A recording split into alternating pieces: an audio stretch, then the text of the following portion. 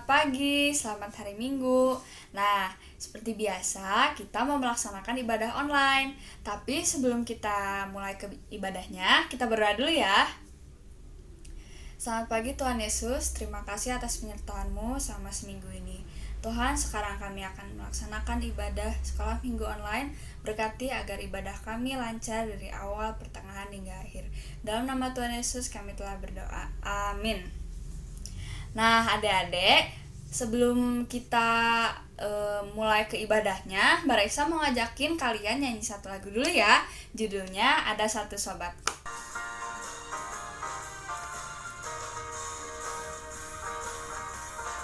Ada satu sobatku yang setia, tak pernah dia tinggalkan diriku. Di waktu aku susah, waktuku sendirian, dia yang selalu temani diriku. Namanya Yesus, namanya Yesus, nama Yesus yang menghibur hatiku. Namanya Yesus, namanya Yesus, nama Yesus yang menghibur hatiku. Ada satu sobatku yang setia, tak pernah dia tinggalkan diriku. Di waktu aku susah, waktuku sendirian, dia yang selalu temani diriku. Namanya Yesus, namanya Yesus, nama Yesus yang menghibur hatiku.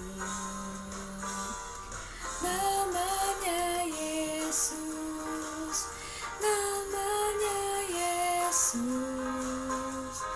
nama Yesus yang menghibur hatiku. Nah, adik-adik, sekarang kita masuk ke firman Tuhannya ya. Shalom. Selamat hari Minggu, anak-anakku sekalian. Kita bersyukur kalau pada hari ini kita masih bisa berjumpa untuk bersekutu bersama-sama, meskipun kita masih harus beribadah dari rumah. Anak-anakku, kembali pada hari ini kita akan merenungkan firman Tuhan. Yang akan kita renungkan diambil dari Yohanes 15 ayat 9 sampai 17. Sebelum kita membaca firman Tuhan, marilah kita awali dengan doa. Mari kita berdoa. Bapa yang Maha Kasih, sungguh kami mengucap syukur Tuhan buat kesempatan demi kesempatan yang Tuhan anugerahkan bagi kami. Kalau kami boleh melewati setiap kehidupan kami, 1 tahun telah berlalu, kami beribadah di rumah kami masing-masing. Tetapi Tuhan masih memelihara kami. Tuhan masih menjaga kami, sehingga kami masih boleh tetap beribadah kepada Tuhan. Bapa, pada saat ini kami akan kembali merenungkan firman Tuhan. Kiranya Tuhan hadir di tengah-tengah kami, agar firman yang akan kami dengarkan pada hari ini dapat kami pakai pegangan di dalam hidup kami, anak-anak-Mu. Berfirmanlah ya Bapa, kami siap untuk mendengar. Amin. Bacaan kita diambil dari Yohanes 15 ayat 9 sampai 17. Mari kita baca. Seperti Bapa telah mengasihi aku, Demikianlah juga aku telah mengasihi kamu. Tinggallah di dalam kasih-Ku itu. Jikalau kamu menuruti perintah-Ku, kamu akan tinggal di dalam kasih-Ku, seperti aku menuruti perintah Bapa-Ku dan tinggal di dalam kasih-Nya. Semuanya itu kukatakan kepadamu, supaya sukacitaku ada di dalam kamu, dan sukacitamu menjadi penuh. Inilah perintahku, yaitu supaya kamu saling mengasihi, seperti aku telah mengasihi kamu. Tidak ada kasih yang lebih besar daripada kasih seorang yang memberikan nyawanya untuk sahabat-sahabatnya. Kamu adalah sahabatku, jikalau kamu berbuat apa yang kuperintahkan kepadamu. Aku tidak menyebut kamu lagi hamba, sebab hamba tidak tahu apa yang diperbuat oleh tuannya.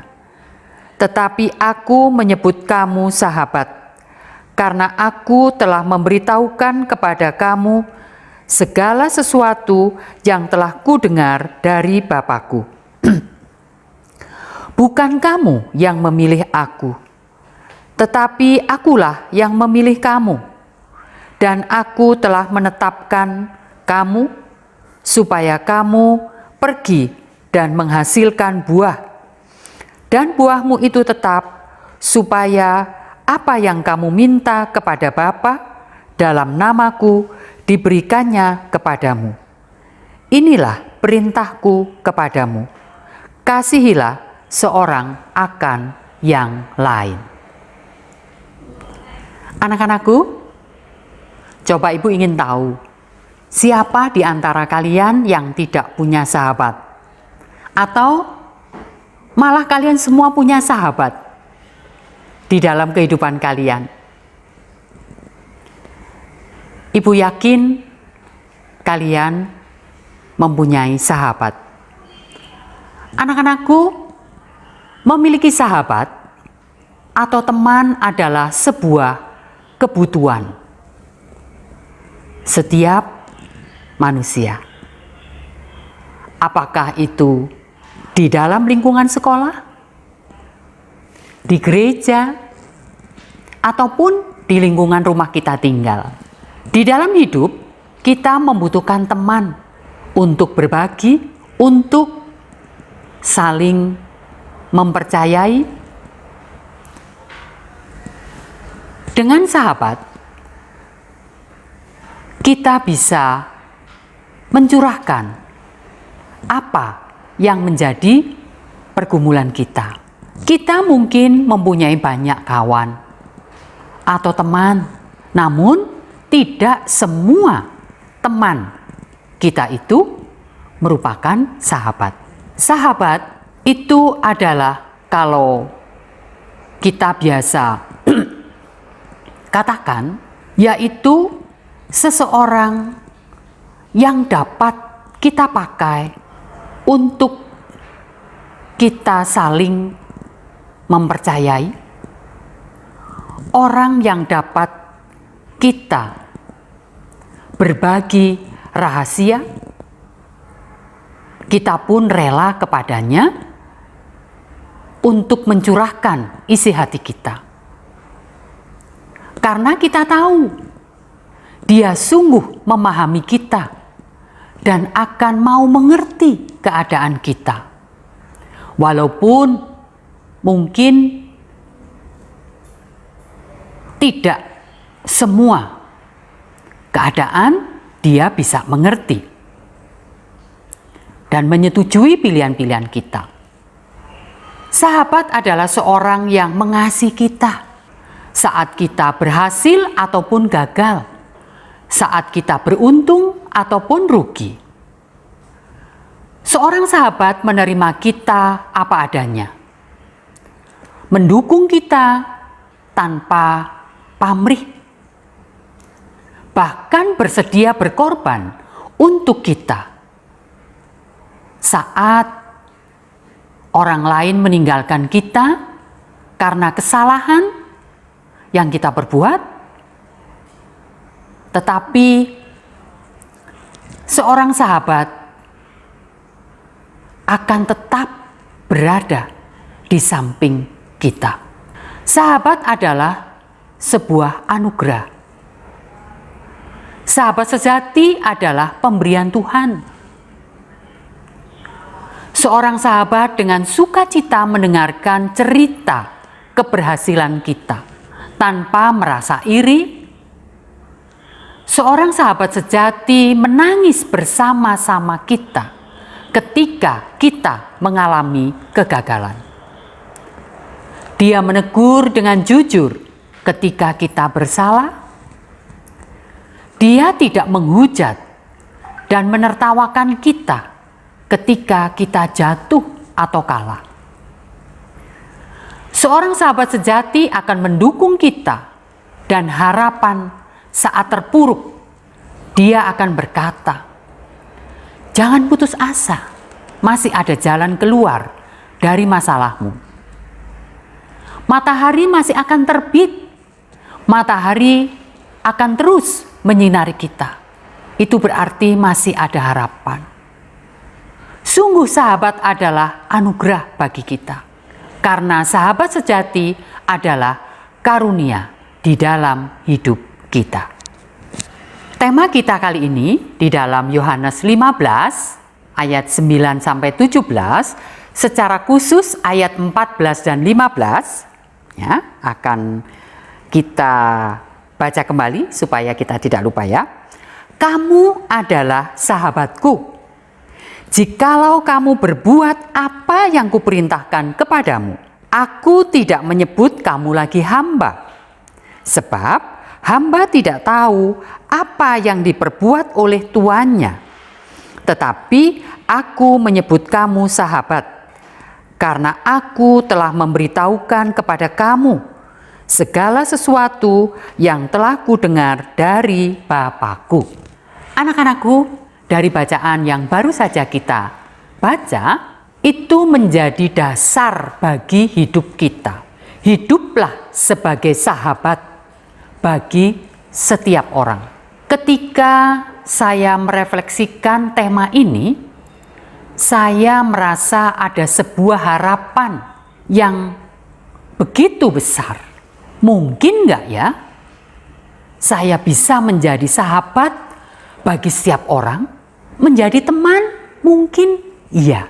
Tetapi untuk menjadi sahabat bagi semua orang, itu bagi saya seperti yang tidak mungkin.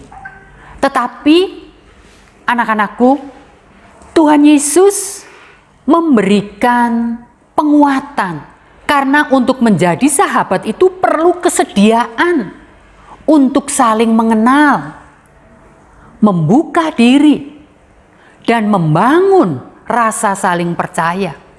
Bisakah kita menjadi sahabat bagi orang lain, termasuk orang-orang yang melakukan kejahatan atau menjengkelkan kita, atau yang tidak menyukakan hati kita?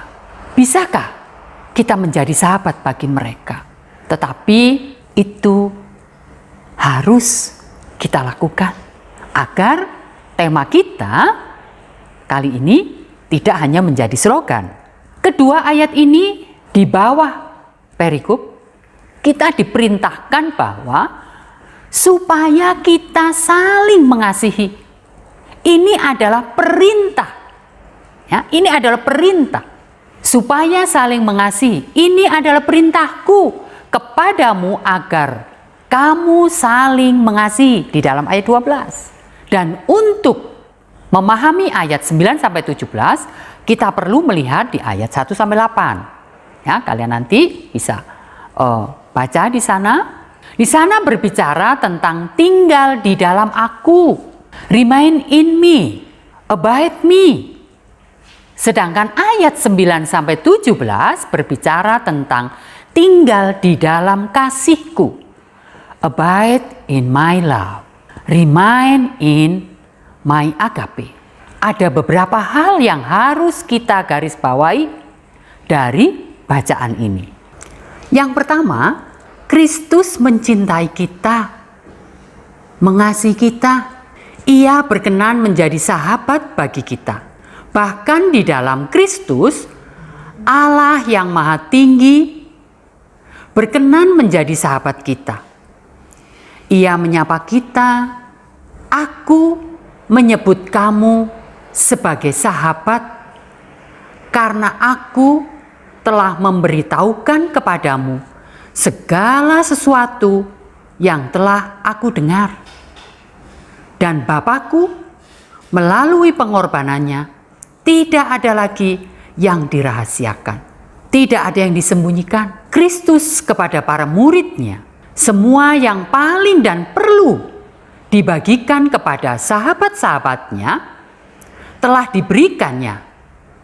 Yesus mengambil inisiatif membagikan sesuatu kepada kita sebagai umatnya dan memperlakukan kita sebagai sahabat. Bukan kita yang melamar menjadi umatnya. Dia yang memilih kita menjadi sahabat-sahabatnya. Dia memilih kita untuk diceritakan kepada kita rahasia-rahasia yang besar. Lebih dari itu, Ia memberikan nyawanya bagi kita, bagi sahabat-sahabatnya. Pertanyaannya, apakah kita menjadikan Yesus sebagai sahabat kita?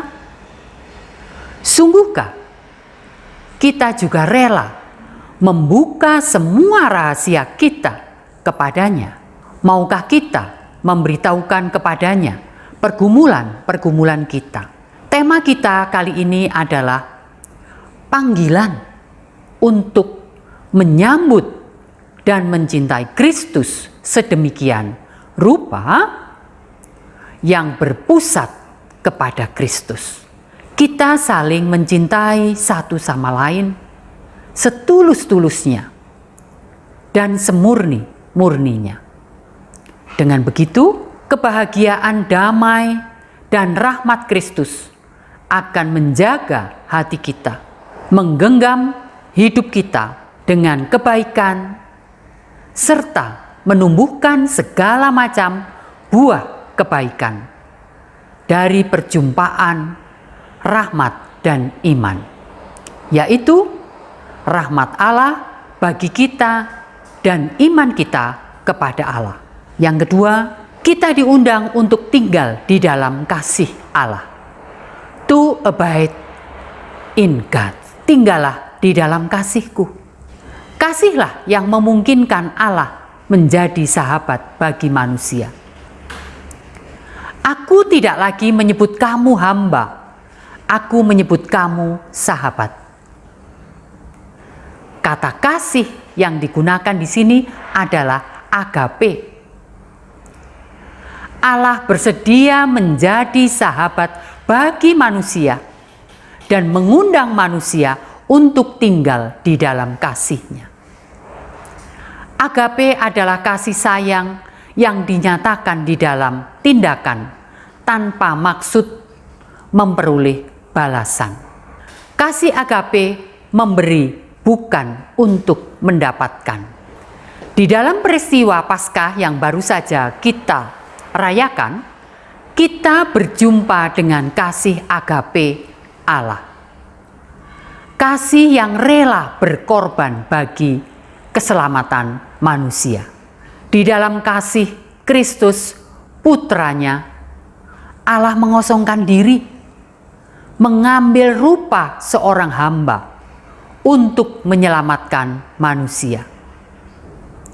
Pesan Tuhan bagi kita, umat-Nya, adalah menjadi sahabat bagi semua orang dengan kasih yang dinyatakan oleh Tuhan Allah melalui Yesus Kristus, Putranya.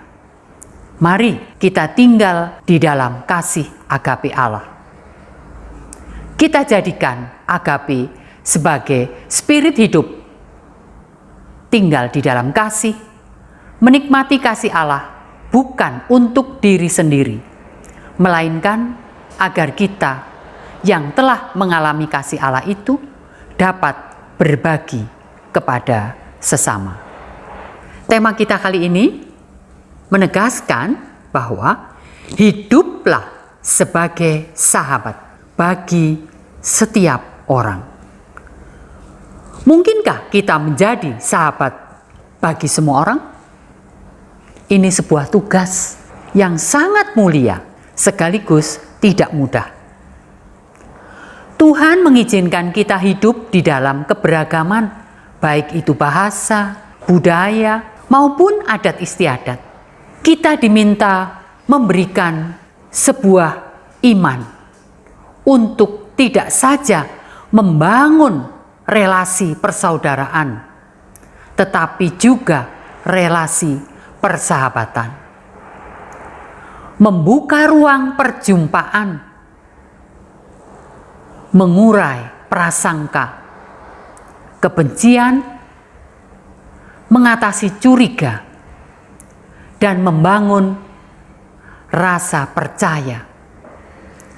Kita perlu menjaga ketulusan hidup sebagai sesama anak bangsa yang saling mengasihi, saling menghargai. Mungkin kita belum berhasil menjadi sahabat-sahabat bagi semua orang. Namun, kita perlu berusaha untuk tidak saling menyakiti, saling merugikan. Perlu ada kebesaran jiwa untuk saling mengakui dan menerima sebagai saudara dan sahabat di dalam lingkungan kita. Akhirnya, dengan kasih agape Allah, mari kita berdiri bersama untuk menjadi sahabat satu dengan yang lain, menjadi sahabat bagi segenap anak bangsa, membangun Indonesia di dalam persahabatan lintas suku, ras, agama. Kita saling bahu-membahu merawat alam agar bumi sungguh menjadi rumah yang layak untuk didiami oleh semua ciptaan Tuhan. Selamat hari Minggu, Tuhan Yesus memberkati. Mari kita tutup dengan doa. Bapa, sungguh indah firman-Mu yang Kau taburkan buat kami pada hari ini. Ampuni kami kalau kami masih sulit untuk menjadi sahabat bagi banyak orang. Ampuni kami kalau kami masih sering kali memilih-milih teman, memilih-milih berdasarkan warna kulit, kekayaan, pendidikan, ataupun yang ada di sekitar kami. Dengan firman-Mu pada hari ini Tuhan, kami ingin terus belajar untuk menjadi anak-anak Allah yang taat kepada Tuhan, yang belajar dan meneladani sikap Kristus yang rela mati demi kami untuk menebus dosa-dosa kami, menyelamatkan kami. Untuk itu Bapa, kami tidak sanggup tanpa pertolongan Tuhan. Kami manusia yang lemah, manusia yang tak berdaya. Kami membutuhkan Engkau Bapa. Untuk itu Tuhan, kami terus ingin belajar dari Tuhan. Kami ingin memperbaiki diri kami untuk lebih baik lagi dan lebih baik lagi, agar kami bisa menjadi sahabat bagi banyak orang. Tuhan, selanjutnya kami akan melakukan aktivitas kami. Kiranya Engkau sendiri yang memimpin kami, agar dimanapun kami berada, kami boleh menjadi terang, menjadi sahabat bagi banyak orang.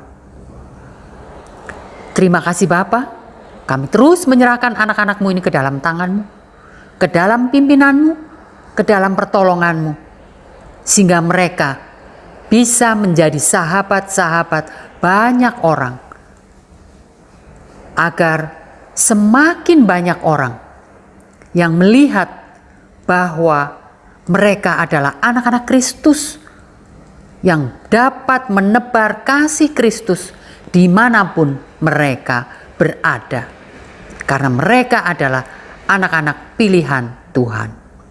Terima kasih Bapa, terima kasih. Kami serahkan seluruh doa, ungkapan syukur kami ini hanya ke dalam tangan-Mu. Di dalam nama Tuhan Yesus, kami mengucap syukur dan berdoa. Amin. Nah, adik-adik, ibadah hari ini sudah selesai. Semoga minggu depan kita ketemu lagi ya. Dadah, Tuhan Yesus memberkati.